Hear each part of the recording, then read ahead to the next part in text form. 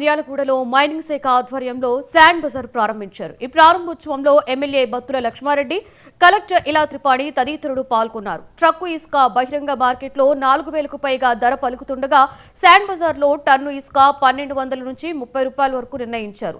దీనికోసం వేబ్రిడ్జితో పాటుగా ఆన్లైన్ కేంద్రాన్ని ఏర్పాటు చేశారు. మొదటి ఇసుక ట్రాక్టర్ను ఎమ్మెల్యే బత్తుల స్వయంగా నడిపి కాంటా వేసి లబ్ధిదారులకు అందించారు. అక్రమ దందాను అరికట్టి అందుబాటు ధరలో ఇసుకను అందించడమే శాండ్ బజార్ ముఖ్య ఉద్దేశమని ఎమ్మెల్యే అన్నారు.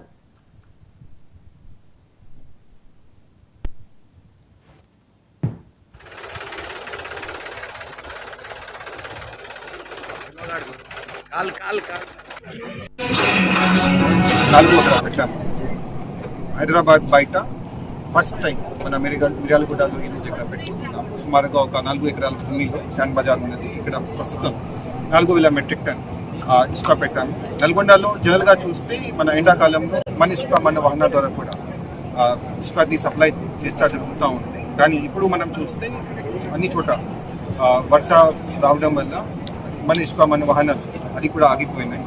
సో బయట మార్కెట్లో శాండ్ రేట్ కూడా విపరీతమైన పెరగడం జరిగింది. కొన్ని అన్అఫీషియల్ మనం లెక్క చూస్తే ఒక ట్రాక్టర్ హెడ్ క్వార్టర్లో మనం శాండ్ బజార్ ఓపెన్ చేయడానికి వచ్చిన మన టీజీఎం చైర్మన్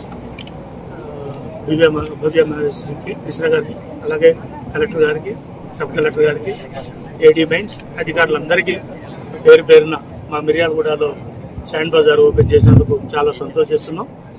అలాగే ఏదైతే ఇంధనం మిల్లకు కానీ, మార్కెటింగ్ కానీ, మిల్స్ కానీ ప్రైవేటుగా కూడా కావాల్సిన శాండ్ మనకు చాలా అవసరం ఉందని చాలా దూరం నుంచి రావాల్సి వస్తుంది. మనం తెలంగాణకి బోర్డర్లో ఉన్నాం కాబట్టి శాండ్ కొద్దిగా ఇబ్బంది ఉంది అనే కారణంతోనే వాళ్ళందరూ రిక్వెస్ట్ చేయగా ఫస్ట్ హైదరాబాద్లో, రెండోది మనకాడే శాండ్ బజార్ పెట్టడం చాలా సంతోషం. అలాగే మన ఇతర మిళ్ళకి ఇప్పుడు ఏదైతే రెక్టిఫై ఉందో రేటు, ఆ రేటు గవర్నమెంట్ వారు నిర్ణయించిన ప్రకారం 1,230 రూపాయల టన్నుకి ఇక్కడ లోడింగ్తో ఇస్తారు వాళ్ళు. తర్వాత ఇంధనం మిళ్ళకి కొంచెం తగ్గించే విధంగా సార్ 250 రూపాయలు తక్కువ చేస్తా ఉన్నారు. అది కాదు, ఇంకా ఇంకొంచెం తగ్గించాలని రిక్వెస్ట్ చేయడం జరిగింది.